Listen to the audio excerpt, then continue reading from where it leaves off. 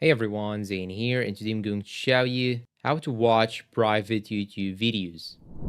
Now here, as you can see, I have this video right here, and when I get to it, it tells me that this video is private, and that's why the video is unavailable. Now, the first thing you should do is to simply go and open a new tab, then search here for YouTube Video Finder. Then it will open all these websites. You just have to click on this one, the first option right here, YouTube Video Finder.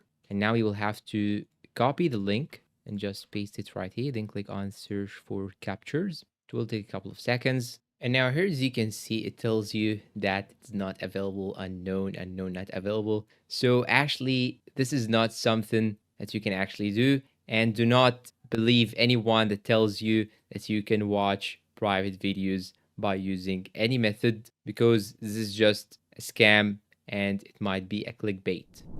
And that's all for today. If you find this video helpful, please don't forget to support us with like, subscribe, comment, share. Thanks for watching and see you in a new video.